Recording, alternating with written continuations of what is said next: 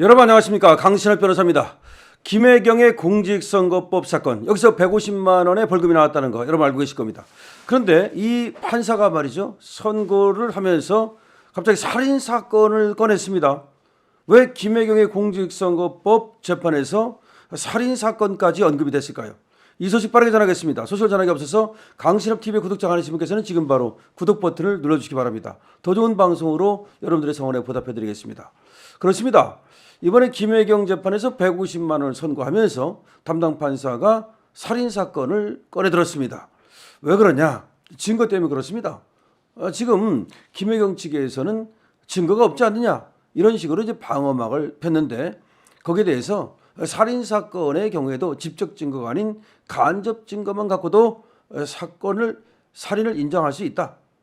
그런데 지금 이 김혜경 사건에서 말이죠, 직접 증거는 없다 하더라도 간접 증거가 충분하고 넘친다, 이런 얘기를 한 겁니다. 자, 이 소식 보내겠습니다. 자, 2021년 8월 2일 종로의 중식당에서 전현직 의원 배우자들을 만나서 김혜경이가 밥을 먹습니다. 2021년 8월 2일이 언제입니까? 막 경선이 벌어지고 있었죠. 민주당 이재명 대 이낙연, 이런 식으로 말이죠. 이때 밥값이 10만 4천 원이 나왔는데, 이때 수행비서 그리고 또 전현직 국회의원들 밥값으로 10만 4천 원입니다. 그런데 이것이 선거법 위반이 됩니다.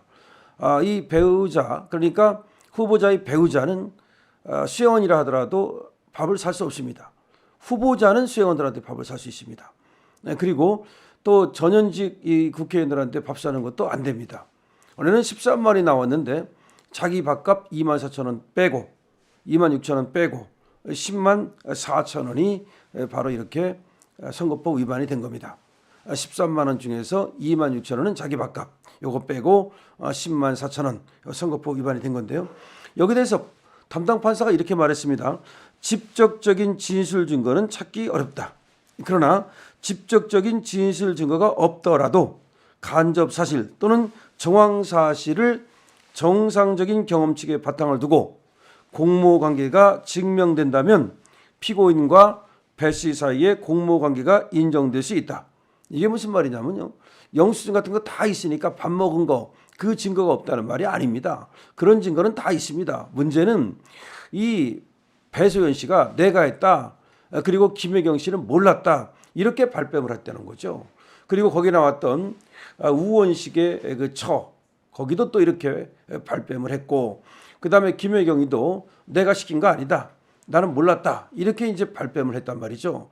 그래서 여기서 쟁점이 뭐였냐면 공모 관계가 있었는가. 그러니까 김혜경이가 배소연한테 지시했거나 내지는 보고를 받았거나 내지는 사전에 알았거나 이런 것들을 이제 본 겁니다. 그런데 공모 관계를 인정할 직접적인 진실 증거는 없다. 다시 말해서 자백은 없다는 말이죠. 하지만 간접 증거와 정황 증거가 충분하고 이것들을 가지면 직접 증거와 똑같은 그런 증명력을 갖는다, 이런 말이 되겠습니다. 그래서 또 이렇게 얘기했습니다. 살인 사건에서 피해자가 사망하고 현장 목격자나 CCTV조차 없는 사건의 경우에도 간접 사실을 종합하여 증명력을 인정하는 경우가 있다. 그렇습니다. 이 살인 사건의 경우에도 말이죠, 피해자가 사망을 했어요. 근데 목격자가 없어, CCTV가 없어. 그렇다 하더라도 여러 가지 상황을 봐가지고 또 여러 가지 간접 증거나 또 정황 증거를 종합해서 살인을 인정할 수 있다는 거죠. 살인의 경우에도 그렇다는 겁니다. 그런데 당연히 이 선거법 위반의 경우에 두 사람이 공모했다는 직접적인 증거가 없다 하더라도 전혀 이 지금 공모를 인정하는데 어려움이 없다는 겁니다. 여기에 나타난 여러 진술들을 볼 때 말이죠. 그리고 상황들을 볼 때 말이죠. 재판부는 이렇게 얘기를 했습니다. 증거 없는 살인 사건이 있다. 김혜경 씨가 배 씨에게 경기도 법인카드로 식사비를 내라고 지시했다거나 혹은 배 씨가 법인카드로 결제하는 것을 김 씨가 알고 있다는 그런 물증은 없다. 그렇지만 직접 증거가 없는 상황에서도 유죄 판결을 내릴 수가 있는 거다. 그러면서 재판부는 CCTV나 목격자가 없는 살인 사건의 경우에도 간접 사실을 종합해서 증명력을 부여하는 경우가 있고 그것이 얼마든지 가능한 것이다. 직접적인 증거가 없어도 배 씨가 경기도 법인카드로 밥값을 결제한다는 것을 김혜경 씨가 알고 있었다고 보는 것이 타당하다. 그렇죠. 아니 배 씨가 경기도 카드로 그러면 김혜경이도 모르게 김혜경에게 보고도 안 하고 지멋대로 그러면 결제를 합니까? 그게 말이 돼요?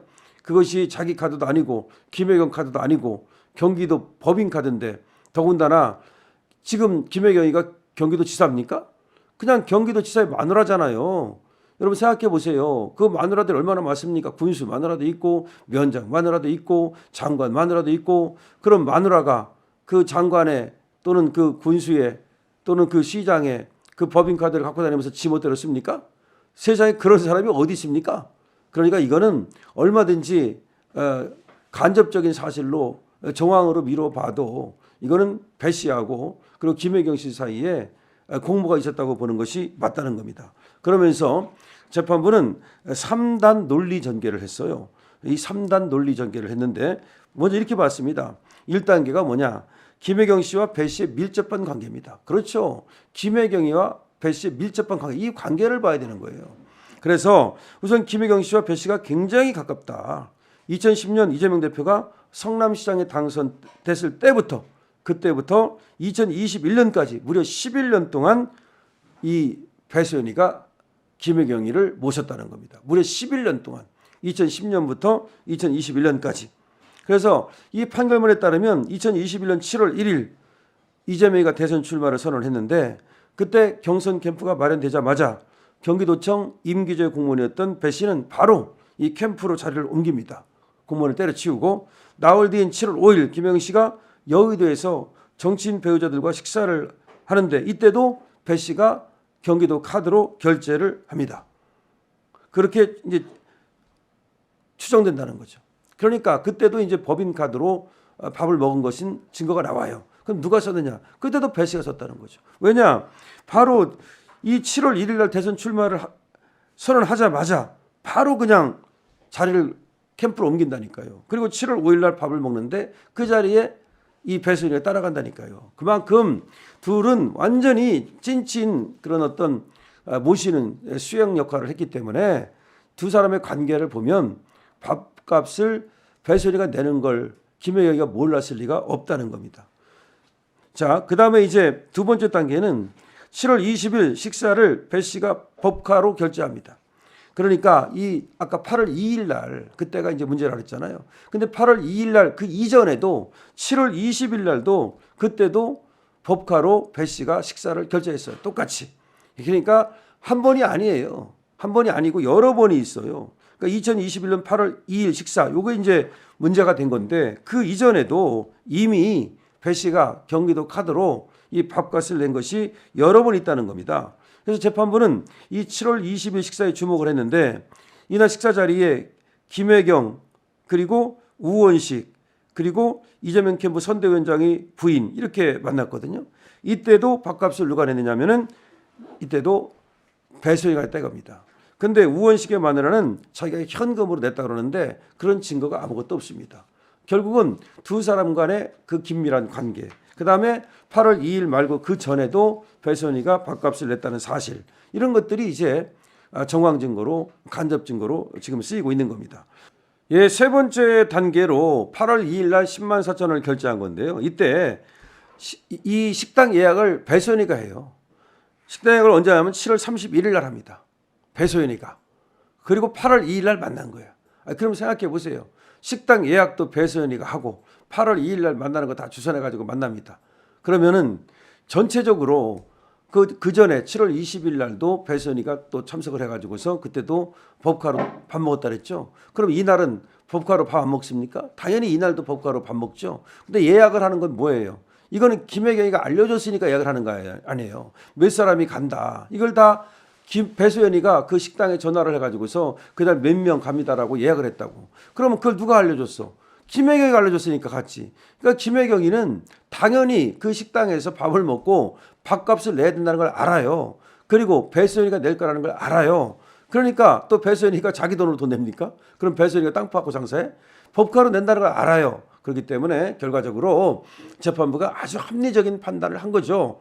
그러니까 1단계, 2단계, 3단계 딱 이렇게 정확하게 판단을 합니다. 그래서 결국은 김혜경이는 배선이 법카로 밥값을 내는 걸 알고 있었다. 이렇게 된 겁니다. 그러면서 살인사건의 경우에도 직접적인 증거가 없다 하더라도 자백이 없다 하더라도 간접 증거로 가지고 얼마든지 살인사건을 인정할 수 있다. 마찬가지로 이 사건에서도 둘이 뭐 공모를 했다는 직접적인 증거나 자백은 없지만 지금 얘기한 이런 거 그러니까 지금 1단계, 2단계, 3단계 이걸 보면 배선이가 돈 낸다는 거를 김혜경이는 알고 있었고 아니 김혜경의 지시에 의해서 배선이가 경기도 카드로 돈을 낸 거다. 따라서 선거법 위반이 된다. 아주 당연하죠. 이 판결 멋집니다. 자, 김혜경 이번에 말이죠. 150만 원 벌금을 받았는데요. 이거에 대해서 또 항소를 했습니다. 아이고야, 또 항소할 게 따로 있지. 그걸 또 항소하는 것도 참 웃깁니다만은 어쨌든 끝까지 이제 개기겠다는 건데 그렇게 개긴다고 그래가지고 되는 것은 아닙니다. 자, 이번에 아주 재판부에서 말이죠. 살인사건까지 들어가면서 이번에 왜 이것이 유죄가 되는지 150만 원의 벌금이 나오는지를 잘 설명했다. 이렇게 볼 수가 있겠습니다. 자, 선거법 재판인데도 판결문에 증거 없는 살인, 이 살인사건을 꺼내든 이유를 여러분께 소상히 말씀드렸습니다. 여러분 여기에 대해서 많은 댓글 달아주시고 여러분들의 의견을 많이 남겨주십시오. 강신업 TV입니다.